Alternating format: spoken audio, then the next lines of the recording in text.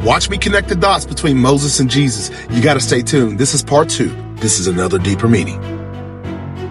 Now watch these parallels. You'll see how I know Jesus is the law in the Old Testament and the fulfillment of such law in the New Testament with his death and resurrection. So there are 2 pivotal moments that shape the understanding of God's relationship with his people in the Bible. The first is the law, the giving of the 10 Commandments on Mount Sinai. And the second is the death and resurrection of Jesus Christ. So though these 2 events are separated by centuries, there is a complete parallel and foreshadowing of the Old Covenant and the New Covenant being had. So a quick summary, God delivers his people through Moses. He puts the staff down, opens the sea, they all walk through. God says, I'm going to now bring them to Mount Sinai and develop a new covenant with my new people. So this sacred agreement between God and the Israelites was going to shape the foundation of how they were supposed to live. So to paint the scene, God is at the top of the mountain. He calls Moses up to give him the 10 Commandments. But it's how he does so that's very intriguing. Pay attention. Exodus 19:11, it says that God tells Moses, be ready on the 3rd day, because on that day the Lord will come down on Mount Sinai in the sight of all the people. So on the 3rd day it says that he would come down. But Luke 24:7 in the New Testament says that after his death and resurrection, on the 3rd day that he would rise again. More parallels, pay attention. Exodus 19:12-13 says that God commands that no one should touch the mountain. Whoever touches the mountain is to be put to death.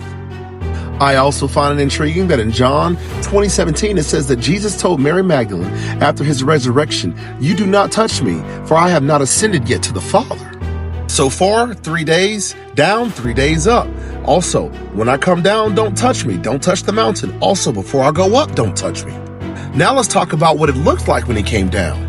Exodus 19:16-18 says that the mountain was covered in smoke, with thunder and lightning, and all of the loud trumpet sound of God descending upon Mount Sinai was in fire.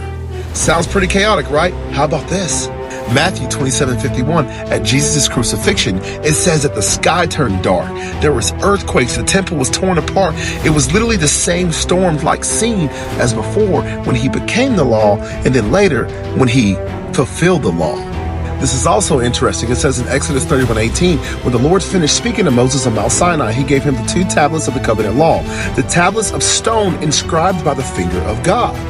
Now, look at the fulfillment of this. It says in John 8:6 that the Pharisees were trying to trap Jesus with a question. It says in order to have a basis of accusing him, but Jesus bent down and started to write on the ground with his finger.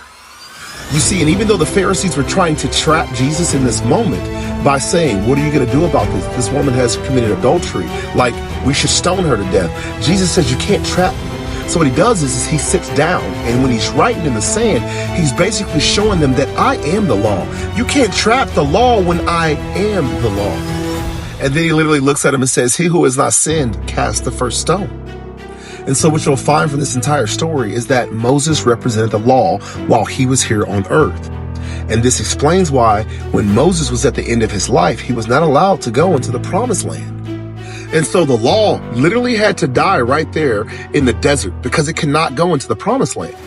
Because the foundation was already set for Jesus Christ, where we are saved by grace and grace alone. Nothing to do with all the laws and the works that they had to do in the Old Testament.